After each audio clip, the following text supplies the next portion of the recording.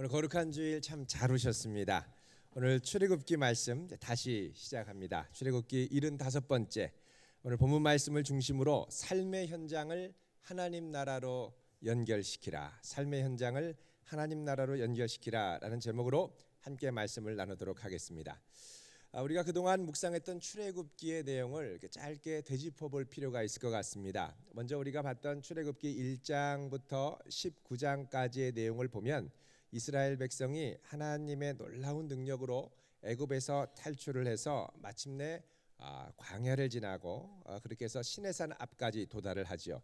그리고서 20장부터 24장까지는 하나님께서 이스라엘 백성들을 언약 백성으로 삼으시려고 모세를 통하여 십계명과 또 그 밖에 구체적인 계명들을 주셨습니다.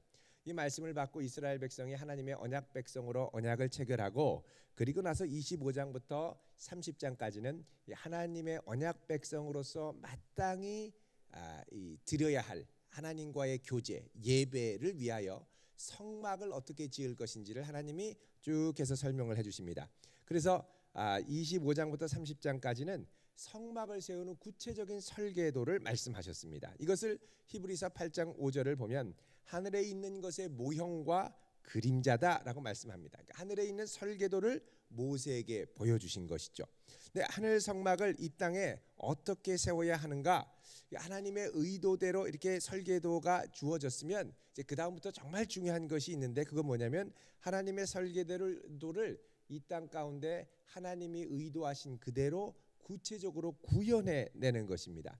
그렇다면 이 거룩한 성막은 누가 만들어야 할까요? 이 성막은 제사장이 만드는 것도 아니고 서기관이 만드는 것도 아니고 레위인이 만드는 것도 아닙니다. 이것은 오직 이 성막을 구현할 수 있는 실질적인 기술이 있는 사람, 나무와 금속과 보석을 가공할 수 있는 전문가, 그러니까 장인의 손길을 필요로 한다는 것입니다. 오늘 말씀 4절 같이 읽어보겠습니다. 시작. 정교한 일을 연구하여 금과 은과 놋으로 만들게 하고, 금과 은과 놋을 자유자재로 정교하게 만들어낼 수 있는 솜씨 있는 전문가가 필요하다는 것입니다. 자, 금, 은, 놋을 만들려면 단순히 세공 기술뿐만 아니라 재련할 수 있는 뜨거운 불에서 아주 순도가 높은 금과 은을 뽑아낼 수 있는 이 재련 솜씨도 요구를 하지요. 상당한 전문가여야 합니다. 또 여러분 5절을 보십시오. 같이 읽습니다. 시작. 보석을 깎아 물리며 여러 가지 기술로 나무를 새겨 만들게 하리라. 아멘. 이 말씀을 보면 보석을 또 깎아서 정교하게 세공을 하고, 이 보석은 보통 주로 이 대제사장의 이 흉패 가슴에 12개의 보석을 달아서 거기에 이스라엘 지파의 이름을 적게 돼 있죠. 그래서 이 보석을 잘 가공할 뿐만 아니라 그 안에 이스라엘의 각 지파의 이름을 정교하게 새길 수 있는 실력 있는 전문가의 솜씨가 필요했습니다. 또 여기 보면 나무를 새겨서 만드는, 그러니까 나무를 능수능란하게 조각하고 다룰 수 있는 전문가가 필요했습니다. 그런데 여기 이 나무를 새겨 만드는데 여러 가지 기술로 만들었다 그러죠. 그러니까 보통 이 공예에 있어서 한 가지 기술을 익히는데도 시간이 많이 소요가 되는데 여러 가지 기술을 능수능란하게 구사하려면 적어도 이 분야에서 적어도 10년 내지는 수십 년 이상의 시간을 종사했던 사람, 그런 사람이 바로 성막을 구현하고 만들어내는데 요구됐던 자격이 되는 사람이었다는 겁니다. 오늘날로 말하면 한 분야, 하나님이 맡기신 각 삶의 분야에서 적어도 한 우물을 깊이 팠던 사람들이 요구가 필요로 했다는 것입니다. 자, 성막을 세우는데 필요한 기술은 이것만이 아니었습니다. 여러분 10절을 보시면 여기에는 제사장이 입는 정교하게 짠 의복을 만드는 기술이 필요했고, 11절에는 관유와 향품을 만들어낼 수 있는 기술이 필요했습니다. 그러니까 이스라엘이 당대에 갖고 있던 나름대로의 수공 분야에서의 첨단 기술들을 총동원해야 성막을 세울 수 있었다는 것입니다. 자, 이것은 하나님의 나라 그리고 하나님의 영광이 제사장이나 레위인을 통해서만이 아니라 자기 삶의 영역에서 전문적인 분야를 확보한 여러 성도들의 손길을 통하여 드러난다라는 걸 말씀하고 있습니다. 이게 중요합니다. 하나님의 영광은 나름대로 자기 삶의 현장을 갖고 그곳에서 오랫동안 종사한 여러 성도들의 손길을 통하여 드러난다는 것입니다. 여기서 우리는 이 약속의 땅 가나안이 젖과 꿀이 흐르는 땅이다라는 말의 의미를 좀 더 깊이 생각해 봐야 됩니다. 여러분, 약속의 땅이 밀크 앤 하니, 어디 대형마트에 가면 베이커리 이름인데, 젖과 꿀이 흐르는 이 땅이다라고 하나님께서 수없이 말씀을 하셨죠. 근데 젖과 꿀이 흐르는데 그 땅에 가면 저절로 막 젖과 꿀이 줄줄줄 흐르느냐? 절대 그렇지 않습니다. 젖과 꿀이 흐르려면 적어도 일단 축산업에 잘 종사해서 소를 건강하게 키우고 아주 잘 키워가지고 젖을 싱싱한 우유를 뽑아낼 수 있는 전문가의 손길이 필요하다는 것입니다. 요즘 우리나라에는 자기 이름을 걸고 우유를 뽑아내는 분이 있죠. 또 목장에 이름을 걸고 대관령에 있는 어떤 목장이다, 또 제주도에 있는 또 이시돌 목장이다, 또 자기 이름을 걸고 내는 우유 이런 것들이 있습니다. 그만큼 젖을 내는데도 많은 전문적인 노련함과 훈련이 필요하다는 것이죠. 뿐만 아니라 꿀도 그렇습니다. 꿀이 줄줄줄 흐른다고 가서 먹으면 벌한테 쏘입니다. 그래서 아주 고도로 숙련된 기술을 갖고 양봉을 하고 또 꿀을 뽑아내서 꿀에 있는 불순물을 잘 제거하고, 그래서 꿀도 제대로 만드는 꿀은 그 전문가의 이름 레벨을 이렇게 딱 붙여가지고 라벨을 붙여서 그렇게 해서 이제 꿀을 뽑아내죠. 그래서 젖과 꿀이 흐르는 땅이라고 할 때 이 젖과 꿀이 저절로 흐르는 게 아니라 거기에서 그 분야에 정말 전문적인 영역을 갖고 자기에게 주어진 일에 최선을 다하는 그런 성도들의 손길을 통하여 젖과 꿀이 흐른다라는 겁니다. 그래서 고생스럽지만 이 일에 사명감을 갖고 관심을 갖고 열심히 노하우를 익혀서 그 분야를 감당하는 사람이 있어야 제대로 된 하나님의 복을 흘려보낼 수 있다라는 겁니다. 자, 이스라엘 백성들은 이런 일들을 감당할 사람으로 부살렐과 오홀리압이라는 사람을 세웁니다. 자, 2절 말씀 같이 읽습니다. 시작. 내가 유다 지파 훌의 손자요 우리의 아들인 부살렐을 지명하여 부르고, 또 6절 보면요, 내가 또 단 지파 아히사막의 아들 오홀리압을 세워 그와 함께 가게 한다라고 말씀합니다. 자, 이 두 사람들은 나름대로 금은보성, 목재 여러 영역을 자유자재로 다룰 수 있는 그 분야의 아주 베테랑 장인들이었습니다. 하지만 나름대로의 전문적인 영역이 있다 하더라도 그냥 이 일을 그냥 선뜻 할 수 있는 게 아니었습니다. 이게 정말 중요한 부분이 있는데, 아무리 전문적인 지식과 기술이 있다 하더라도 하나님의 일, 하나님의 영광이 드러나는 특별한 일을 감당하려면 거기에 맞는 특별한 은혜가 필요하다는 것입니다. 3절 말씀 보시면요, 같이 읽습니다. 시작.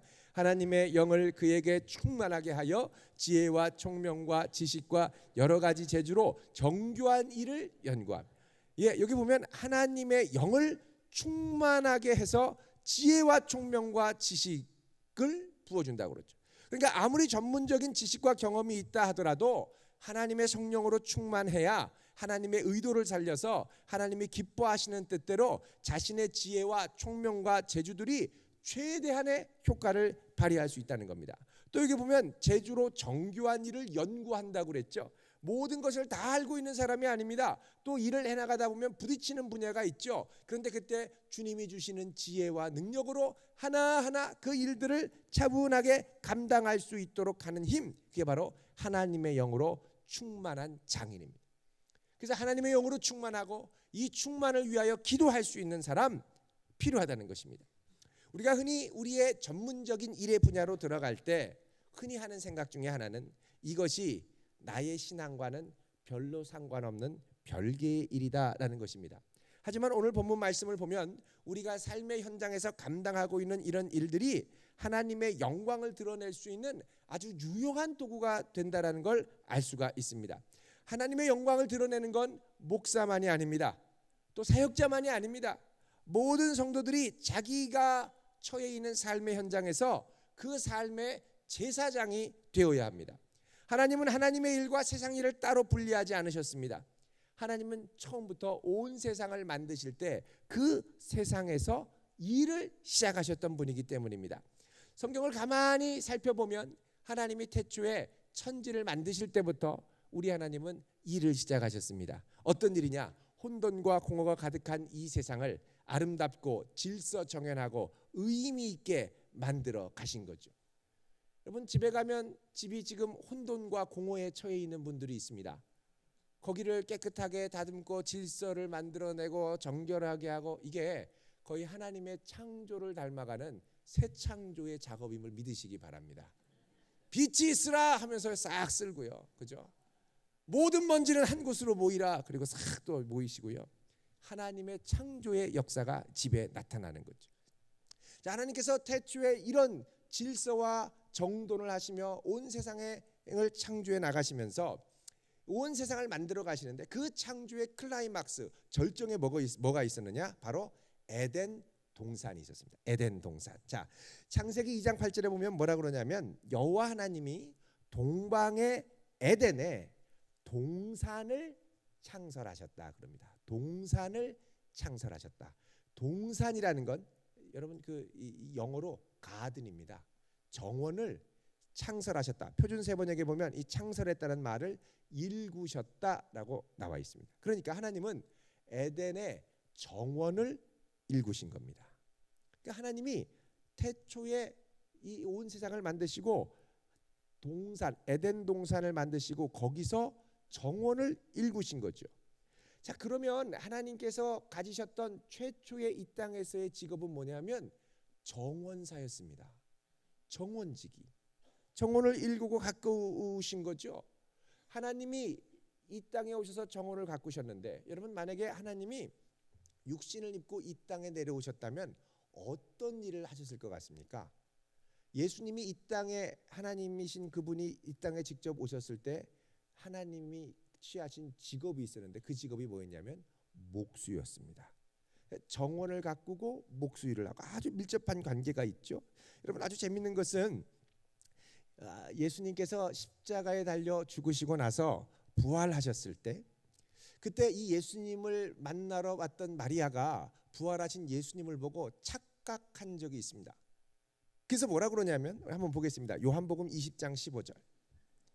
요한복음 20장 15절.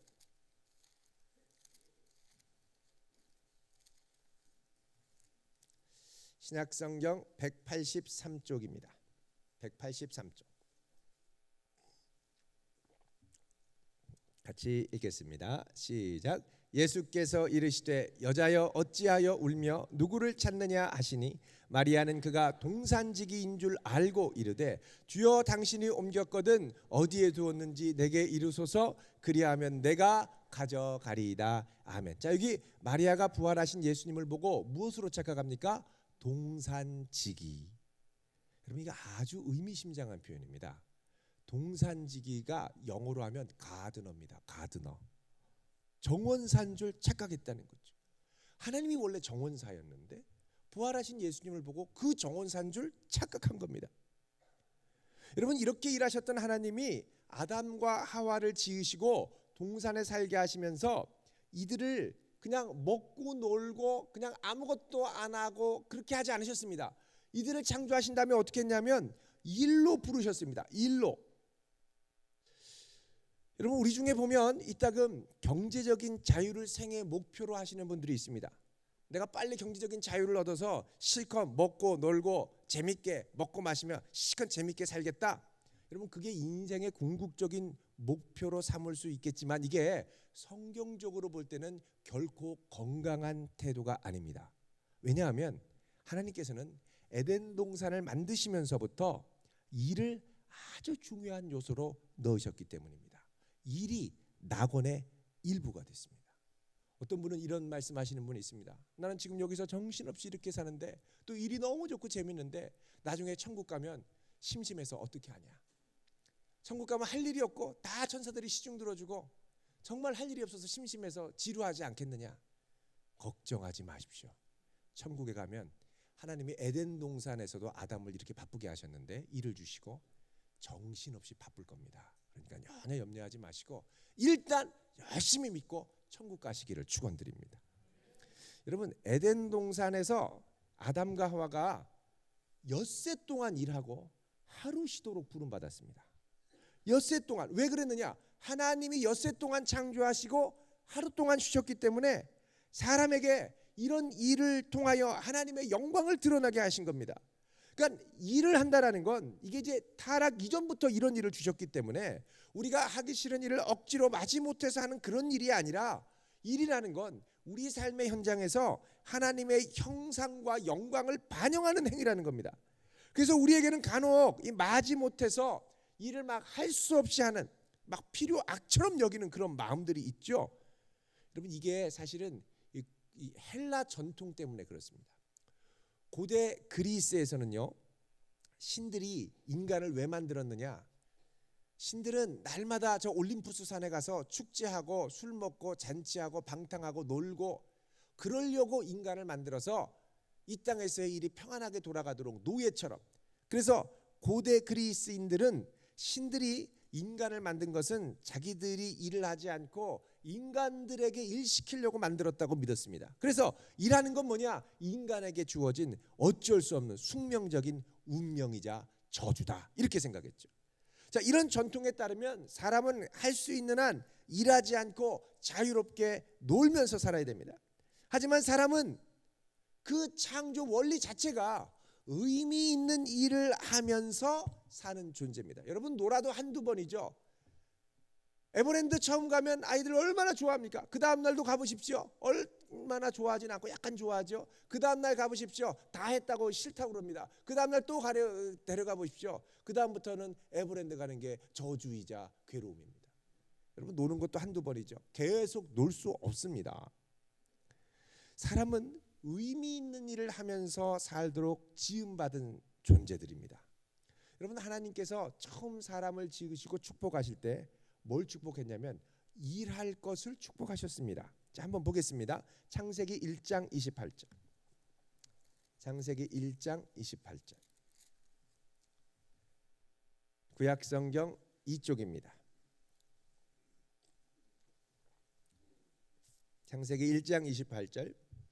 우리 같이 읽겠습니다. 시작. 하나님이 그들에게 복을 주시며 하나님이 그들에게 이르시되 생육하고 번성하여 땅에 충만하라. 땅을 정복하라. 바다의 물고기와 하늘의 새와 땅에 움직이는 모든 생물을 다스리라 하시니라. 아멘. 자, 여기 보면 하나님이 복을 주시면서 뭐라 그러십니까? 생육하고 번성하고 땅을 정복하고 모든 생물을 다스리라. 여러분, 이게 해야 할 일을 주시는 거예요. 복 주시면서 어떻게 해요? 일하라고 하시는 겁니다. 복 주시면서 일하라고 하신 거예요. 이게 복되다는 거죠. 그래서 이 일을 하면 온 세상에 하나님의 주권과 영광과 통치가 드러나게 되어 있습니다. 그리고 이렇게 드러나는 걸 하나님은 기뻐하셨다는 거죠. 그래서 일은 저주가 아니라 복입니다. 그런데 이 의미 있는 일을 우리가 구체적인 현실로 옮길 때 아주 말씀은 아주 의미 있고 거창해 보이는데 이게 현실로 다가올 때 이게 조금 시시하고 매력이 떨어지는 것처럼 느낄 때가 있습니다. 여러분, 아담과 하와가 이렇게 멋진 사명을 받았지만 실질적으로 구체적으로 그럼 무슨 일을 하느냐라고 할 때 두 단어로 압축할 수 있는데 그 두 단어를 들으면 약간 실망이 됩니다. 여러분, 한번 보시죠. 창세기 2장 15절. 2장 15절. 같이 읽습니다. 시작. 여호와 하나님이 그 사람을 이끌어 에덴 동산에 두어 그것을 경작하며 지키게 하시고. 자, 여호와 하나님이 그 사람을 이끌어 에덴 동산에서 뭐 하게 하셨습니까? 경작하고 지키는 것. 경작하고 지키는 것. 동산에서 동산의 식물들, 나무들, 나물들, 꽃들 경작하고 지키는 거. 여러분, 매력적이고 가슴 설레이십니까? 아이, 거창한데 어떻게 경작하고 지키지? 이런 생각을 하실 수가 있습니다. 그렇게 멋지게 느껴지지 않죠?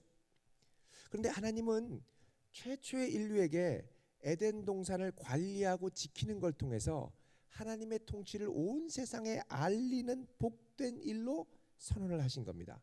여러분, 경작하고 또 지키는 것도 참 힘들죠. 근데 그게 복된 일인 줄 믿으시기 바랍니다. 자, 여러분, 충남 태안의 이 바닷가 쪽에 가면 이 천리포가 있습니다. 그 옆에 천리포 수목원이 있죠. 이 수목원을 시작하신 분이 미국인인 이 칼 페리스 밀러라고 하는 분입니다. 우리말 이름으로 하면 민병갈 선생이시죠.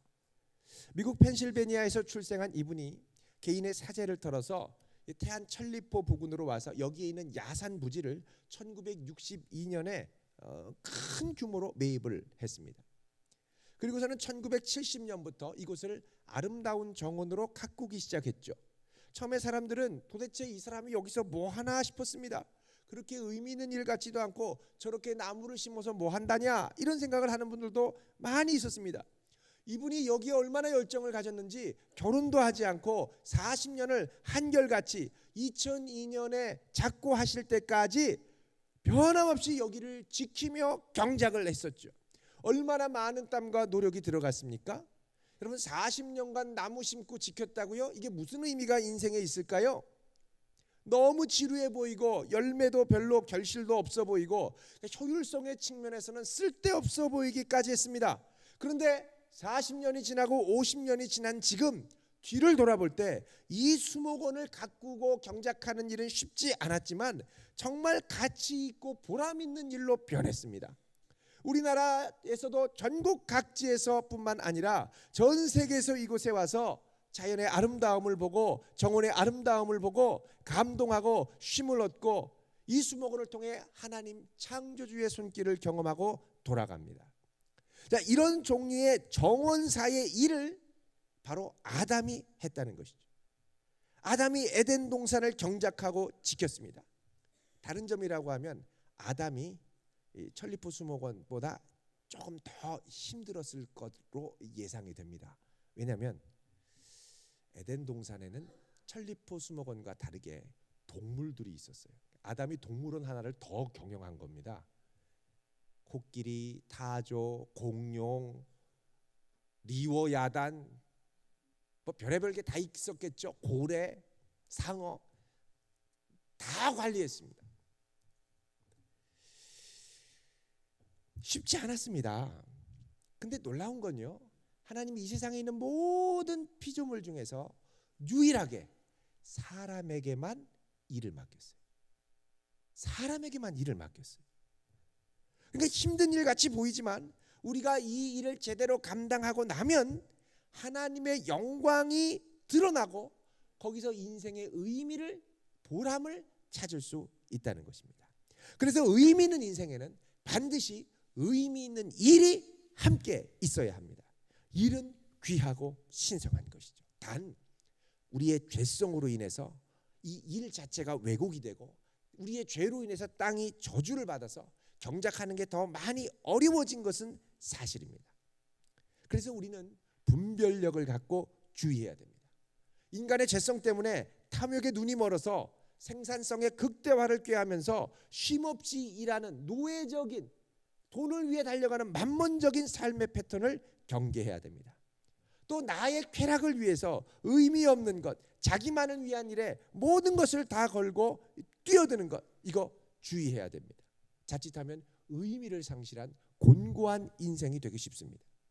또 세상 풍조와 문화가 우리의 일을 힘들고 버겁게 누르고 때로는 우리가 받는 이 급여의 차등에 따라서 정말 어떻게 보면 소중하고 귀한 일인데 급여의 차등으로 인해서 아무것도 아닌 하찮은 일처럼 여기게 만들어가고 또 의미 없는 일들을 마치 대단한 것처럼 만들어가려는 이 뒤집는 이 풍조, 잘못된 풍조를 우리는 또한 경계할 수 있어야 합니다.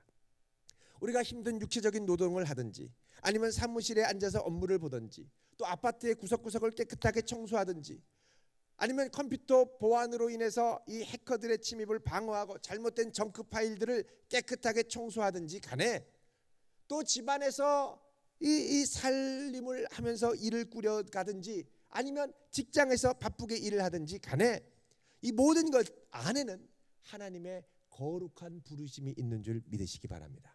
우리가 이 부르심에 최선을 다하면 하나님이 창조하신 이 세상을 더 아름답게 가꾸고 지키는 것에 기여할 수 있습니다. 온 세상이 하나님의 집이고 하나님의 정원입니다. 그래서 우리는 가드닝, 정원사로 부름을 받은 거예요. 그래서 우리가 정원사회를 최선을 다하면 삶의 현장에 하나님의 손길이 나타나고 영광이 드러납니다. 하나님도 정원사, 아담도 정원사, 예수님은 목수이자, 잠깐 정원사로 착각했지만 목수이자 정원사, 또 우리도 우리 삶의 현장에서 정원사로 부름받았다는 거예요. 따라서 우리는 우리에게 주어진 일들을 어쩔 수 없이 해야만 하는, 하기 싫은데 억지로 해야 되는 일들로 여기지 말고 여기서 어떻게 하면 하나님의 영광이 드러날 수 있을까를 깊이 고민하고 기도해야 됩니다. 지혜를 구해야 됩니다.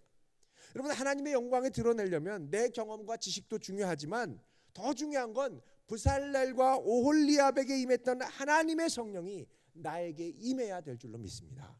그럴 때 내게 주신 일을 통해서 하나님의 영광과 하나님이 부여하신 이 피조물의 가능성이 최대한으로 드러날 수 있습니다.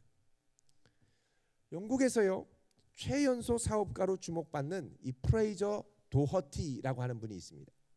이분이 14살 때 집에서 할머니가 가정 고유의 레시피로 보글보글 끓이고 있던 잼을 봤습니다. 냄비에 있는 잼, 얼마나 할머니가 맛있게 만드시던지 조상 대대로 내려온 할머니만의 레시피가 그 안에 들어있어요. 어쩌면 그 잼을 먹으면 과일의 향취 그대로가 살아나는지 혼자 먹기에 너무너무 아까웠습니다. 그래서 이 잼을 만들어서 동네 이웃 사람들에게 팔기 시작했습니다. 좀 공짜로 나눠주지 우리 같으면. 근데 이 영국에서는 또 사고방식이 다른가 봐요. 만들어서 이게 주면 또 돈 받고 이렇게 팔았던. 그래서 처음에 12병을 팔았습니다. 근데 너무 맛있다고 입맛이 소문이 나면서 주문이 폭주하면서 30병으로 늘어났고, 그 다음에 40병으로 늘어났습니다. 40병으로 늘어나자 아버지가 이 아들을 격려하는 차원에서 새벽 5시에 일어나서 과일 시장에 가가지고 과일 재료를 구해오고, 또 좁은 부엌에서 잼을 끓이면 동생과 어머니는 쪼그리고 앉아서 포장지를 갖고 포장을 했습니다. 사람들이 이 잼을 먹어보고 우리 할머니가 만들어준 그 잼 똑같아요, 너무너무 좋아하고, 이게 소문이 나서 점점 바빠지고 더 바빠지고 더 바빠지고 학교 수업을 제대로 하기 어려울 정도까지 왔습니다. 여러분 같으면 14살의 자녀가 잼 파느라고 정신없으면 뭐라고 하시겠습니까? 얘야, 잼 팔아도 아무 소용없다, 공부해야지, 그러시겠습니까? 아니면 그래, 학교는 때려쳐도 좋다, 잼만 잘 만들면 된다, 어떻게 하시겠습니까? 이 도어티, 프레이저 도어티의 아버지는 잼만 잘 만들면 된다, 잼을 만들어라. 그래서요, 학교를 중퇴했습니다. 그리고 잼만 만들, 밤이나 낮이나 딸기잼, 블루베리잼, 라즈베리잼. 그러다가 2년 후인 16살에 미국의 초대형 유통업체인 웨이트로즈라고 하는 곳에 잼을 납품하기 시작했습니다. 우리나라로 하면 뭐 홈플러스나 이마트에 잼을 납품하기 시작한 거예요. 여러분, 이 잼의 이름이 슈퍼잼입니다. 슈퍼잼. 이 슈퍼잼은요, 영국에서만 히트한 게 아닙니다. 지금 우리나라를 비롯한 전 세계 2천여 개 매장에서 연간 100만 병씩 팔리는 글로벌 히트 상품이 됐습니다. 엘리자베스 여왕도 메달을 수여할 정도로 혁신적인 사업가로 이 잼보이 프레이저 도어티가 나왔습니다. 학교는 그만뒀고요. 우리나라에도 슈퍼잼이 왔습니다. 제가 어제 저녁에 인터넷을 검색했더니 슈퍼잼 나왔습니다. 월요일에 맛볼 것입니다. 토요일에 주문했거든요. 얼마나 왠지 우리나라까지 난리예요. 예. 여러분, 잼만 잘 팔아도가 아니죠. 잼만 제대로 만들어서 그 안에 있는 과일의 제대로 된 향취가 잘 배어나게 만들어도 사람들이 열광을 합니다. 그러니까 하나님이 만드신 이 피조 세계의 그 깊은 것을 제대로 드러나게만 해도 어마어마한 일이 일어난다는 거죠. 뿐만 아닙니다. 여러분, 곤충만 잘 관찰해도 놀라운 일이 일어납니다. 여러분, 톡톡이라고 하는 곤충 들어보셨습니까? 톡톡이는 이렇게 덮고 습한 데 이렇게 포크레인으로 확 파면 거기에 하얗게 구데기처럼 조그마한 게 1mm에서 2mm 정도 되는 게 바글바글바글바글하게 막 기어갑니다. 도대체 이게 어떻게 된가? 비위 좋은 사람만 볼 수 있겠죠. 자세히 보는데 여러분 가까이 봐도 위험합니다. 왜냐하면 톡톡이는 이게 영어로 스프링 테일입니다. 스프링 테일, 스프링 꼬리거든요. 꼬리가 스프링처럼 팍 튀는 거예요. 가까이 보면 팍 튑니다. 조심하셔야 돼요. 콧구멍으로 들어갈 수도 있고 눈으로도 들어갈 수 있고. 톡톡이, 우리 같으면 톡톡이 보면 어떻게 하겠습니까? 에라이 톡톡이들아. 그리고서는 F킬러 가져서 그냥 막 뿌리고, 좀 더 잔인한 분은 거기에 라이터 붙여가지고 화염방사기 만들어서 다 태워버리지 않겠습니까? 근데 과학자들은 이 톡톡이를 자세히 관찰해 본 거예요. 신기한 게 이 톡톡이는 항상 피부가 뽀송뽀송한 거예요. 자동차 기름, 폐기름 같은 거 막 흘러진 거기에도 톡톡이는 항상 뽀얗게 뽀얀 피부를 자랑하면서 톡톡이처럼 있는 거예요. 물이 젖은 데서도 항상 물에 젖은 게 아니라 뽀얗게 있는 거예요. 도대체 이 톡톡이의 뽀얀 피부의 비율이 뭐냐? 그리고 그걸 드립한 거예요. 그러다가 작년에 특허를 냈습니다. 기름에 젖지 않고 물에 젖지 않는 표면을 개발한 거예요. 그러다가 얼마 전에는, 올해입니다, 톡톡이 피부를 연구하다가 반도체 냉각 장치를 개발해서 특허를 냈습니다. 그럼 반도체 냉각 장치가 이게 이 톡톡이의 피부 돌기를 보고 그걸 응용을 한 겁니다. 요즘에는 반도체가 이 단층으로만 쌓지 않죠. 3D 반도체라고 해서 적층으로 막 30층, 40층, 50층씩 막 이렇게 올려가지고 좁은 공간에 저장 공간을 극대화하게 만듭니다. 근데 이게 문제는 쌓다 보니까 이게 발열이 될 수 있는 구조가 아니니까 이게 너무 열을 쉽게 받는 거예요. 그래서 고민하고 있는데 톡톡이의 피부를 보니까 이게 돌기가 나왔는데 그 돌기 사이로 쏙 들어가고 나오게 된 게 이 열을 빼내는데 기가 막힌 구조라는 거죠. 그래서 톡톡이 때문에 3D 반도체 냉각 장치가 나왔습니다. 획기적인 돌파구 어디서 나오느냐? 아무것도 아닌 저 미물 같은 톡톡이한테서 나왔다는 거예요. 뭔가를 찾으려면 톡톡이, 구더기, 쥐며느리 친해지시기를 바랍니다. 여러분, 이게 분명한 건 뭐냐? 이런 피조 세계가 갖고 있는 본연의 것, 본연의 맛, 본연의 피부, 본연의 모습을 최대한 찾아서 구현하려고 몸부림을 칠 때 엄청난 기회들이 열리더라는 것입니다. 우리가 하나님이 창조하신 이 피조 세계의 정원사로 부름받았다면 우리는 기도하면서 청지기로서 하나님이 만드신 이 피조물을 하나라도 제대로 깊이 파고들 수 있는 영감을 구해야 됩니다. 그 구할 때에 하나님께서 우리에게 엄청난 가능성과 기회를 허락해 주실 줄로 믿습니다. 여러분, 문화라는 영어 단어, 이 컬처 있죠. 컬처, 문화를 이끄는 사람은 이 사명을 감당하는 사람입니다. 이 문화 컬처라는 말은 경작하다라는 뜻의 cultivate라는 동사에서 나왔습니다. 그러니까 깊이 경작하다 보면 새로운 문화를 만들어갈 수 있는 것이죠. 그러니까 아담이 에덴 동산을 경작하고 지키는 일에 몰두할 때 거기서 문화가 생겨나는 겁니다. 마찬가지로 우리가 하나님께서 우리에게 주신 그 일에 깊이 몰두할 때 삶의 현장에 거룩한 문화가 형성될 줄로 믿습니다. 자, 우리 고린도전서 7장 17절 한 번 더 찾아보겠습니다. 고린도전서 7장 17절.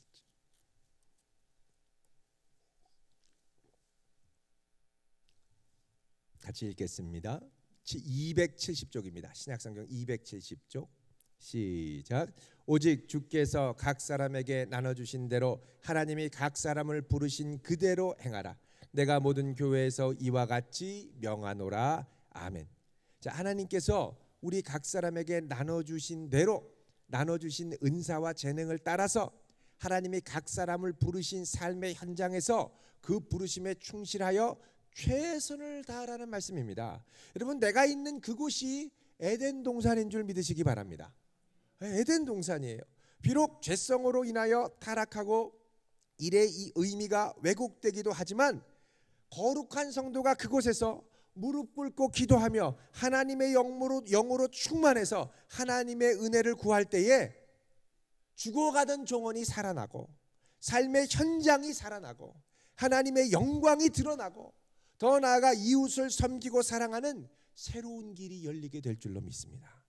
여러분, 내가 하는 일을 사랑할 수 있기를 축원드립니다.